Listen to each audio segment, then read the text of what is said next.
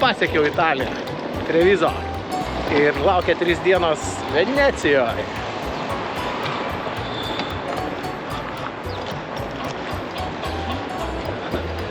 Pati geriausia navigacija priekyje eina. Nereikia žiūrėti kur.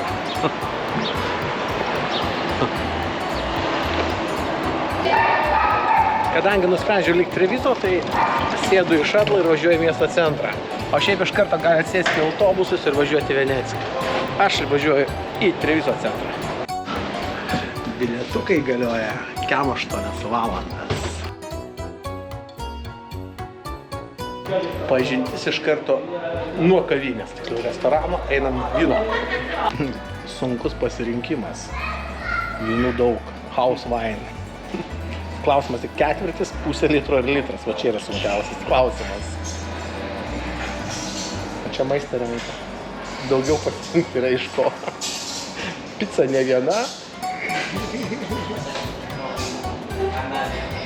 Man atrodo, vieną rytą nerasi.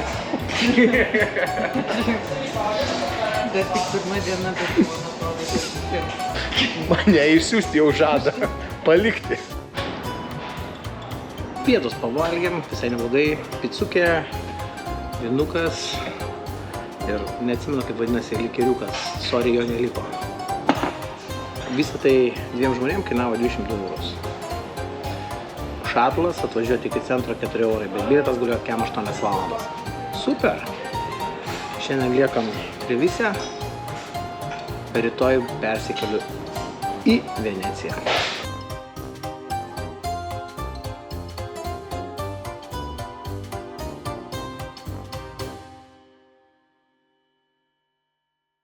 Osteria is like winery. So you eat and there is one that is open all day, and if you want to have a snack, they have very good ham and they made plate of ham and cheese, not too much, little choice.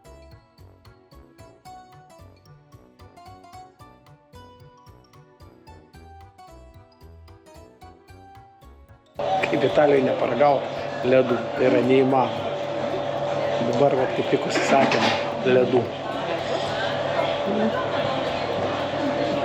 Tai paragauk, komentaras.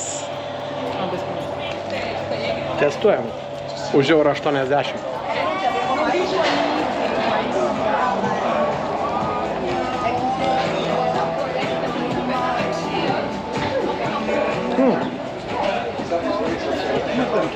Skanus.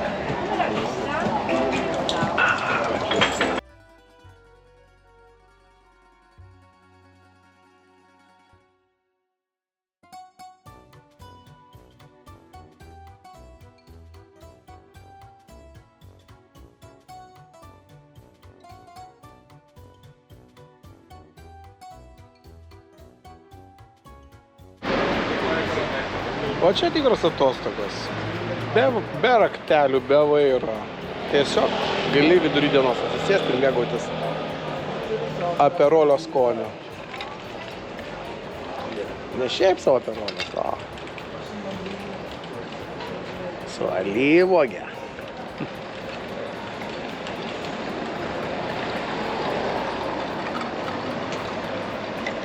Reikia išsimti, kad akių neišsibadyti. aperolio skonio. Aperolio?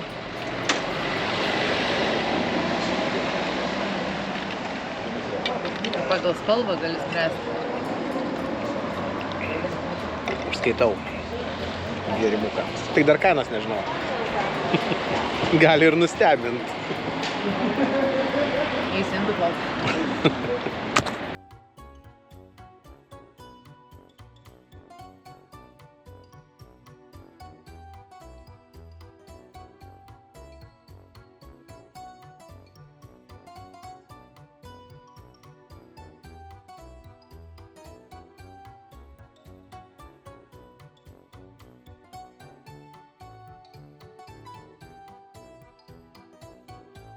Taip, iš Treviso traukiniu dabar į Veneciją. Kas patogu tai, kad iškart perki bilietą pirmyn atgal, gali pirkti kasoje arba iš va tokio automato. Kaip jums patogiau. Bilieto kaina pirmin atgal 7,60 žmogui. Viskas. Traukiniai kursuoja iki pietų, iki lančo, sakykime, kas 20 minučių praktiškai, paskui rečiau ir vėl kas 20 minučių. Susiekimas iš Treviso į Veneciją yra superinės. Viskas, laukiam 97 traukinio ir bandom pasiekti Veneciją.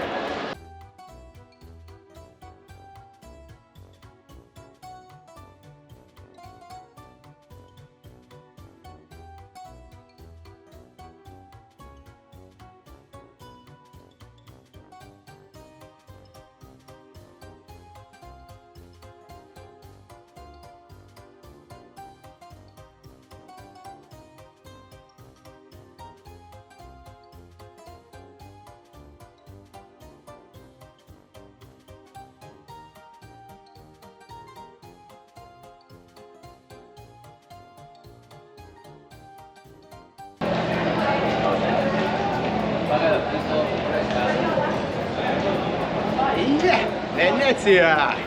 Turbūt su pačiu gražiausiu vaizdu, kokiu gali pasitikti stotis, tai yra Venecijai. Pažiūrėkit, koks vaizdas! Vaizdas pasaka.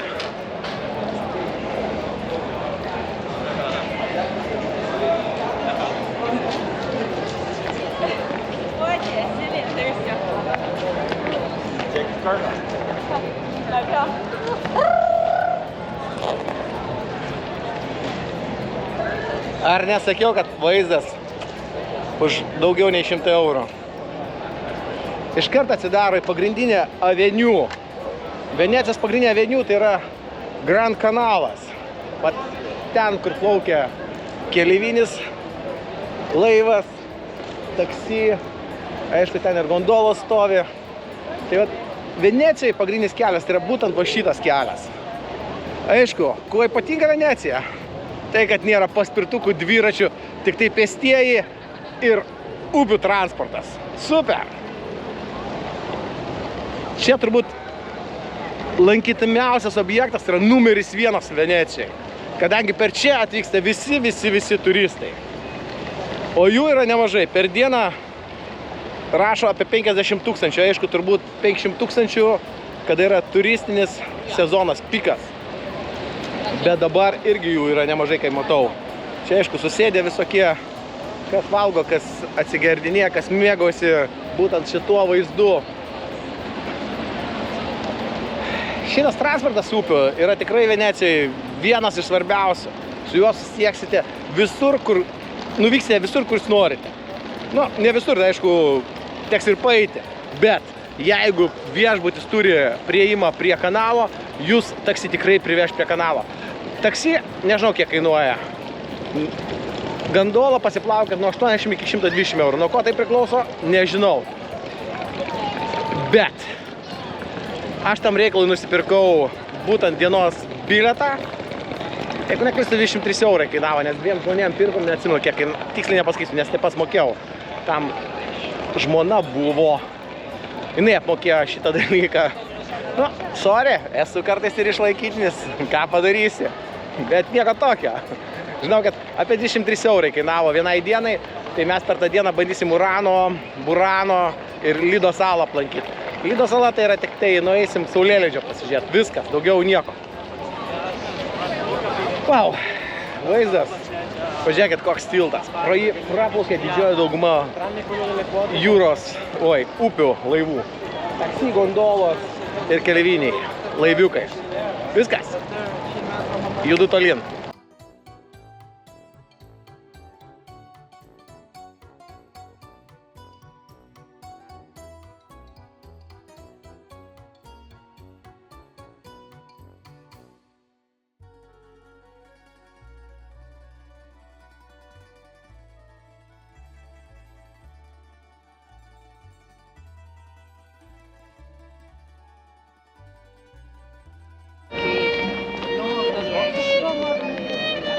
Nežinau.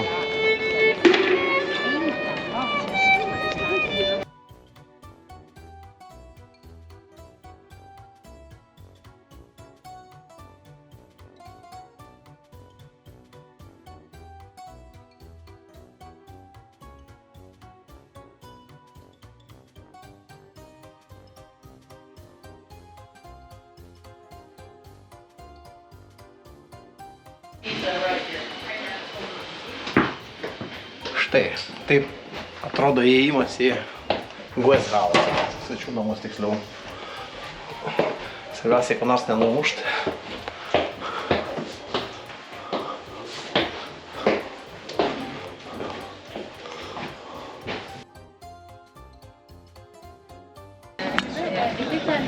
Pusrytukai su omletu ir špricu, nes špricas kainuoja tiek, kiek kava. Tai pasirinkau špricą. Judam į Murano, Burano ir visas kitas salas. Perkam dienos bilietą.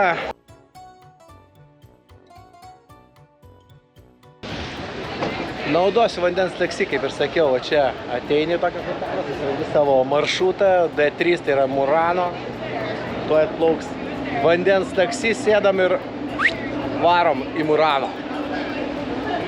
Per tą laiką aš paskrolinsiu, ką ten galima pamatyti. Iš tikrųjų nieko nesirašiau, na šarmą atvariau, random, kaip sakoma, pasirinksim objektus, ką galima pamatyti. Tikiuosi bus pati geriausia ekskursija, nes nieko neplanavau. Štai einu į tokį taksi.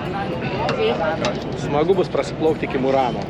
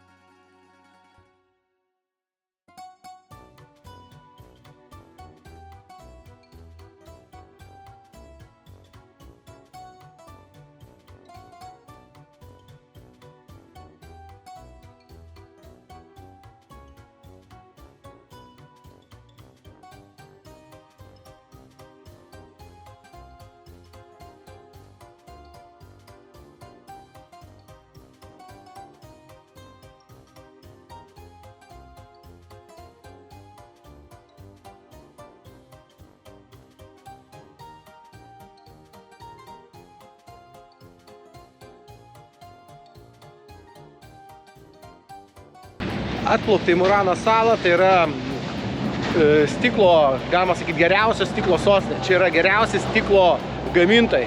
Tai dėl to šita sala yra labai populiari, yra stiklo muziejus, stiklo fabrikai.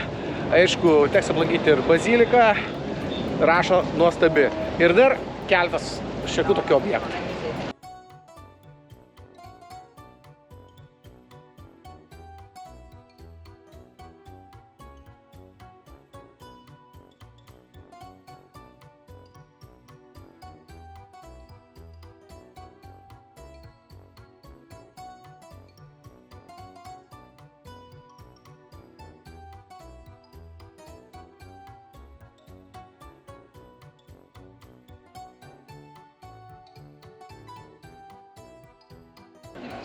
Metro pločio gatvelė, turbūt viena iš siauresnių Murano.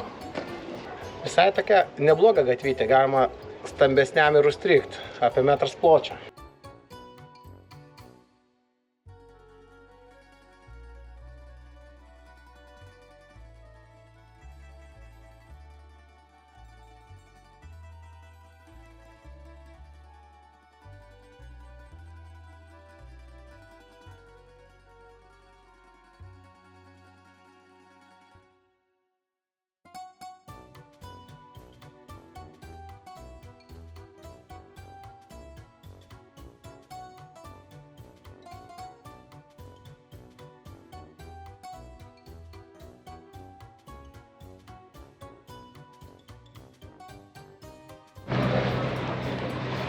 Murano saloje tikrai rasite daug tokių skveriukų, kur sustatyti staliukai ir turistai savo leidžia laiką maloniai pietaudami, pasičiaudami arba vakariniaudami, besimėgaudami vyno taurelę.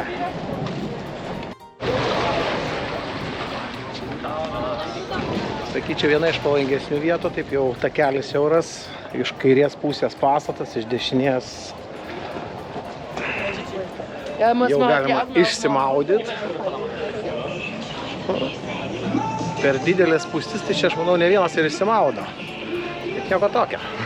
Vis dėlto atsigaivini. Vau, koks tiltukas. Ir tenai yra seniausias pastatas Murano saloje.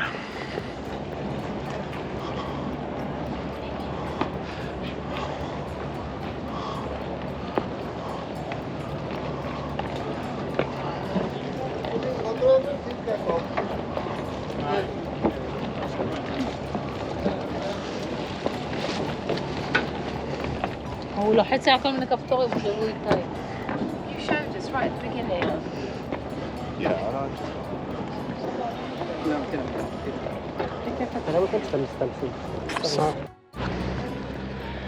Tai yra vienas seniausių venecijietiško architektūros stiliaus pastatas. Va tai va. Užėjęs už kampo to seniausio venecijietiško stiliaus pastato iškart yra stiklo fabrikas. Tarsi galima užėjti ir pažiūrėti, kaip gaminami gaminiai stiklo fabrike. Murano Glass Factory. Apsilankiau ir Murano, kaip ir sakiau, Murano stiklo dirbtuvėse. Tai galima gyvai pamatyti, kaip tai daroma, kaip išgaunami stiklo gaminiai. Šiaip ne veltui sakoma, Murano patys geriausi stiklo gamybos specialistai.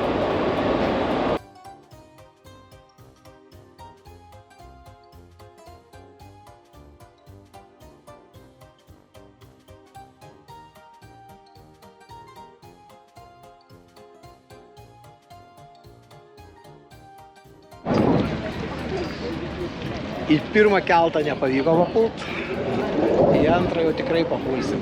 Liko labai nedaug iki eit ir varom į Murano salą. Keltai kursuoja kas pusę valandos, tai nėra tokia didelė tragedija.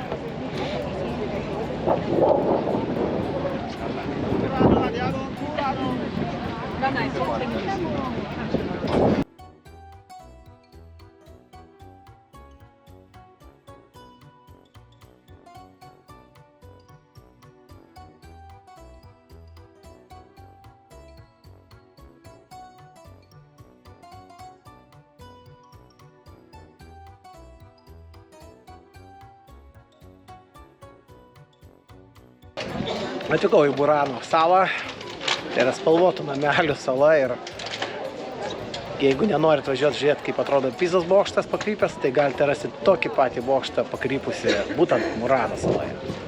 Ką čia nuveikti yra pasivaikščioti, praleist smagiai laiką, pasimėgauti jūros gėrybėmis ir grįžti atgal.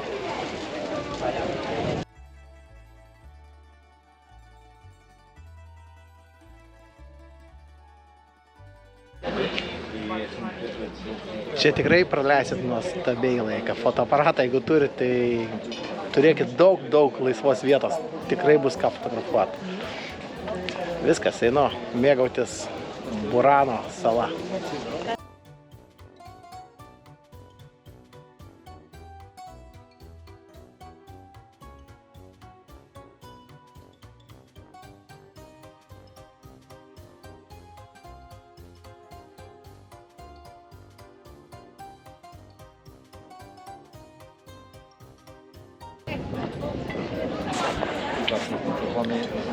Užsisakiau sefiją. Nežinau, kas tai pažais, kažkas panašaus į kalmarą ar kažką. O, gerai, kad bulvyčių užsisakiau, tai nors alkanas neliksiu. Bulvytės ir sefija. Ragaujam. Ai, tu pati klišyti, kad ne aš.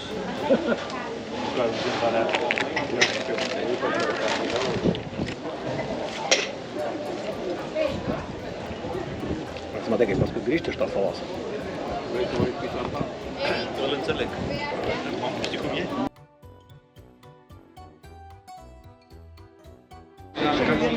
Užsibrėžtas tikslas Murano pasiektas.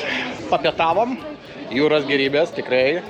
Nežinau, kas tai buvo, bet kažkas panašaus į kalmarą. Skanu, su bulvytėm pats tas.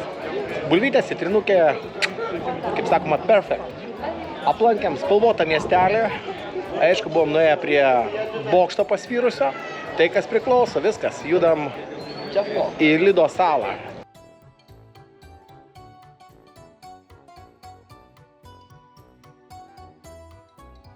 su šia minia bandom papult vėl į laivą. Čia dar nėra turistinis sezonas. Neįsivaizduoju, kaip tai atrodo piko metu.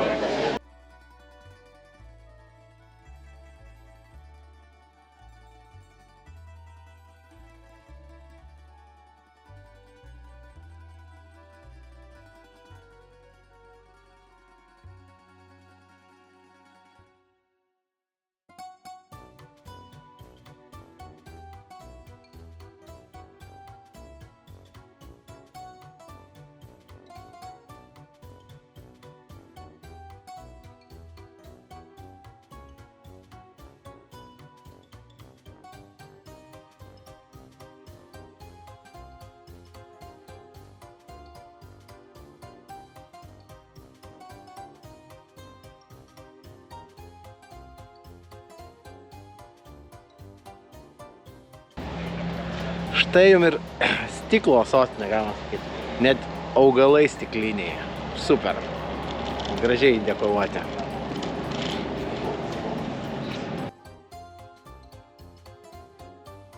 Murano katedra restauruojama. Tai į vidų nelabai papulsim. Nu, ten galima papult, bet realiai pastoliai.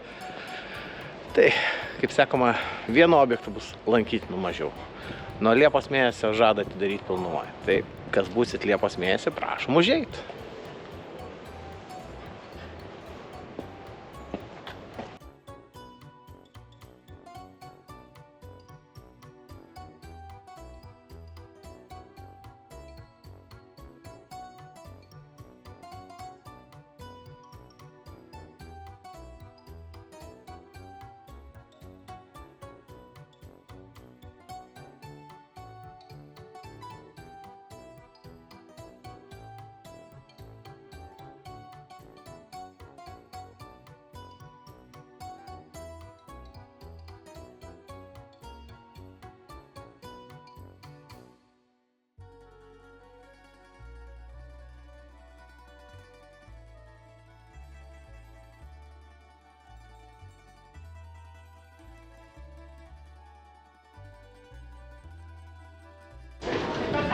Kai vaikštai Venecijoje tokiam storom gatvelėm, tai kartais reikia pažiūrėti ir į viršų, pažiūrėkit, koks grožis atsiveria, ta prasme, architektūrinis grožis, aš nekalbu ten nudažyta, gražiai visą kitą, tai yra dvelkianti senovinė dvasia architektūra. Gatvelė siaura, o čia fasadas. Aišku, greičiausiai pasistatė pirmiausia šitas, o paskui pabandė įterpti šitą pastatą. Kaip ir pas mus Vilniuje, kai sako, su vaizdu į mišką. Buvo tol, kol pirkote, o dabar turite priešais blokinį namą, tai ir čia panašiai viskas turbūt. Pažiūrėkit.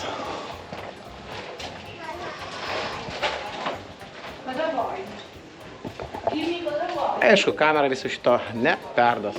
Išeini iš tokių gatvelių, vėl kanalas, vėl pastatai. Grožėkitės. Vaizdas super. Mėgavosi architektūra. Muziejus po atvirų dangų. Tiltukai, kanalai.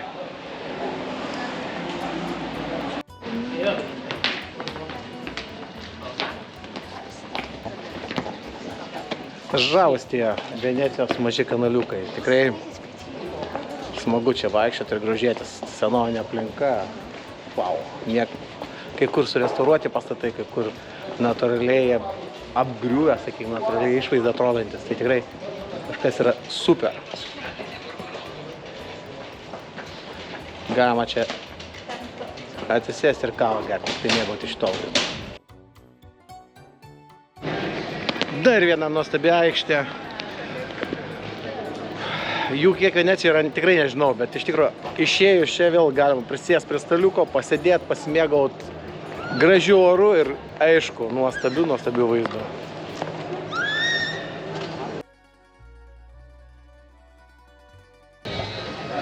Tikra nuodėmė. Italijoje nepasimėgauti itališkais ledais. O ypač Venecijoje.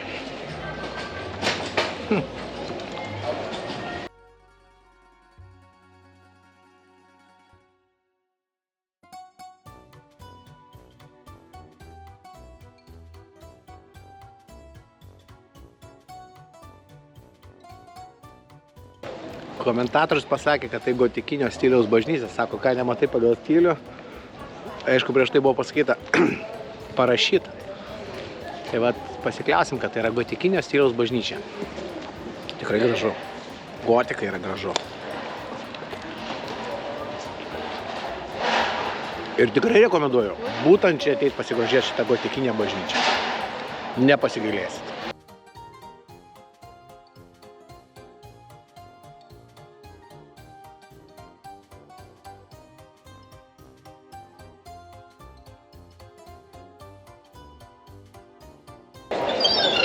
Esu pagrindiniai Venecijos aikštėje, tai yra antras lankytiniausias objektas Venecijoje po geležinkelių stoties. Tai yra San Marko aikštė. Aišku, galim susipažinti. San Marko bokštas, San Marko katedra, San Marko varpinė. Ir kas daugiau, ogi kur pats San Marko? San Marko pats, o ten viršuj. O tai va, o ten viršuj.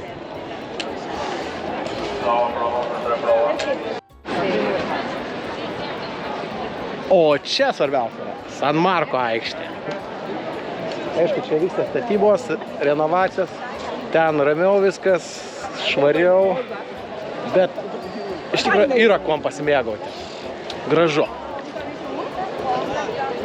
Tai yra pati lankomiausia Venecijos vieta. Per čia praeina visi beveik 100% turistai. Sakyčiau taip, kad čia yra antra vieta, kur reikia apsilankyti. Grand Kanalas yra trečia vieta, turbūt pagal lankomiausią turistų skaičių, nes kadangi ir juo visur nuvažiuoju, kaip sakant, nuplauksit visur arba nuvažiuosit. Plaukia tik šia, o laivai eina. Tai vat, nueisit į visus taškus, būtent pasinaudoja Grand Kanalu. Jūs juo einat į Murano, Burano, Lido salą ir San Erasmo salą. Sorry, galiu ir sumaišyti pavadinimus, bet nieko tokio. Šiaip tikrai čia yra gražu. Man patinka. Aišku, dar vieną dalyką, kurį reikia aplankyti, yra San Marko aikštėje. Tai San Marko bokštas. Tai yra vienas iš lankomiausių taip pat objektų. Keliuosi San Marko bokštą, šiek tiek pasportuosiu. Pirmiausiai praeini apsaugą, patikrina, ar kažko tokio pavojingo neturi. Susimoki už bilietą, sako 10 eurų, pasižiūrėsim ir kelsimės į viršų. Aišku, su va šita minia.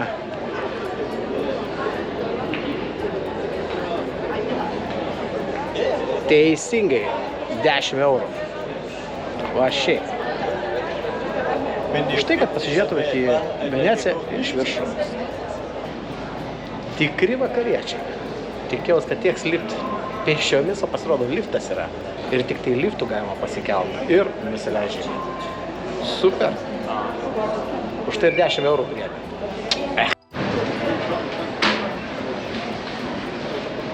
Pasikelta į San Marko bokštą. Tikrai vaizdas atsidaro į Veneciją. Bet jeigu žiūrėti iš viršaus, tikrai nesuprasit, kad Venecijai stogai raudoni, kanalų nesimato. Vaizdas vis tiek gražus. Gerai, mėgaujamės vaizdu iš viršaus.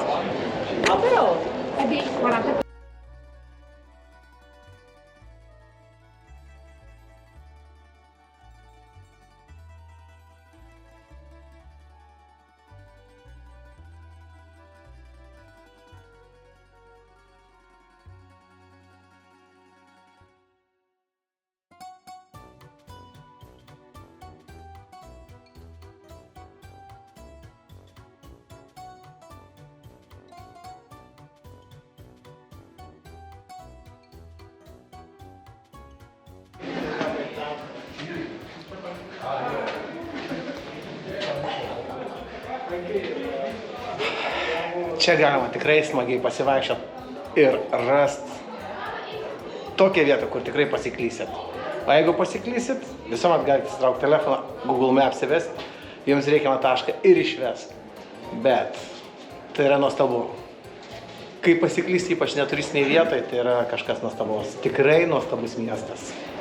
Verta apsilankyti Venecijoje, tikrai verta.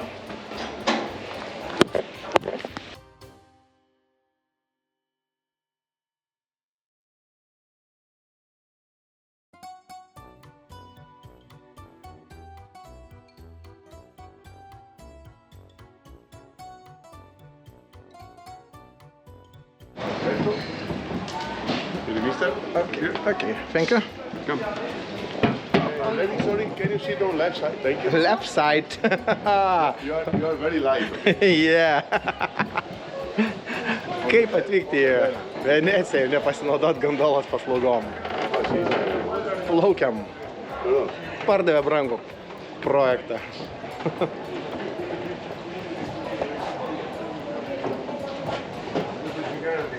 Pasirodo, gondolų trafikas irgi čia vyksta neblogas. Matot, kamščiai, išplaukti negalim.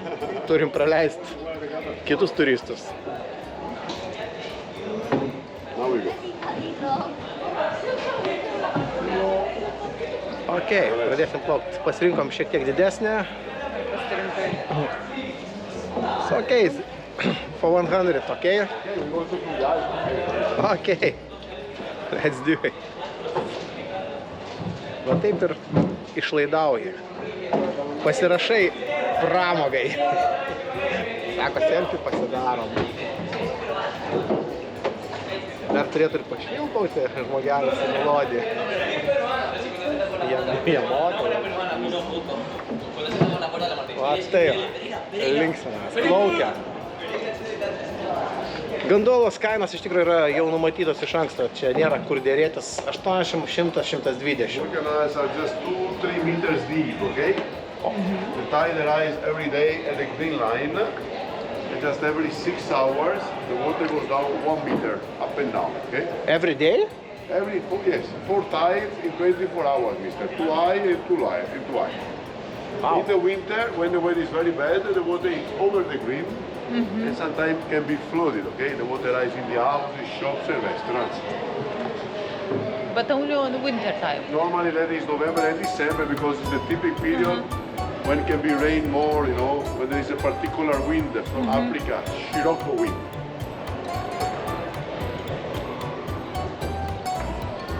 Ne viską supratau, nes ne viską klausiau. Nuo Afrikos kas priklauso? Pakyla vanduo. Tai va, Afrika, dėl visko kalta Afrika, Venecijai. Matot, dėl Afrikos vėjų vanduo kyla Venecijai. Geras. Va čia įdomu. Prieki mūsų bučinių tiltas sakė, po jo plaukiant reikia bučiuotis.